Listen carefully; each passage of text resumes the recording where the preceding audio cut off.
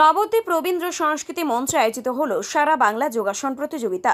নবদ্বীপের অন্যতম যোগাসন শিক্ষা কেন্দ্র যোগায়নের ৭ম প্রতিষ্ঠা বার্ষিক উপলক্ষে 18টি জেলার বিভিন্ন বয়সের প্রতিযোগীদের নিয়ে আয়োজিত হল সারা বাংলা যোগাসন প্রতিযোগিতা। রবিবার দুপুরে যোগাসন প্রতিযোগিতার বিভিন্ন বিভাগে বিজয়ীদের হাতে পুরস্কার স্বরূপ ট্রফি তুলে দিলেন নবদ্বীপের পৌরপিতা বিমান কৃষ্ণ সাহা। নবদ্বীপ রবীন্দ্র সংস্কৃতি মঞ্চে সারা বাংলা যোগাসন প্রতিযোগিতা আনুষ্ঠানিক সূচনা করেন নবদ্বীপের বিধায়ক পুণ্ডরীকাক্ষ সাহা। প্রদীপ প্রজ্বলনের মাধ্যমে সূচনা করেন বিধায়ক। প্রতিযোগিতা অংশ নেন বাংলার 18টি জেলার প্রায় 543 জন প্রতিযোগী। একাধিক বিচারকের উপস্থিতিতে সকাল 10টা নাগাদ শুরু হয় বিভিন্ন বিভাগে যোগাসন প্রতিযোগিতা।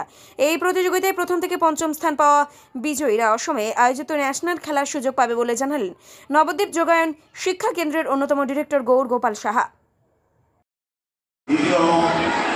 বর্তমান পরিস্থিতিতে নবদ্বীপের শ্রী চৈতন্যদেবের দেশ সমিতি এখান থেকে বহু প্রতিনিধি যোগায়নের আমন্ত্রণে এসেছেন। তাদেরকে নবদ্বীপ পৌরসভার পক্ষ থেকে আপনাদেরকে শুভেচ্ছা জানাচ্ছি, স্বাগতম জানাচ্ছি। এমনিভাবে যোগায়নের আহ্বানে প্রতিটা বছর আপনারা যোগায়নের আহ্বান সাড়া দিয়ে যোগায়নের আহ্বানের মেইন ভূমিকা যিনি আছেন গৌর সাহা, তার প্রচেষ্টায় এই সংগঠনটা একটা মানুষের মনে দানা বেঁধেছে। সেই কারণে এই সংগঠনের বিস্তৃতি সারা বাংলা যোগাসন চ্যাম্পিয়নশিপ চলছে এবং বাংলা বলা ঠিক নয়, বাংলার বাইরে থেকেও আসাম ত্রিপুরা থেকেও আজকে কিছু আমাদের এখানে পার্টিসিপেট করেছে।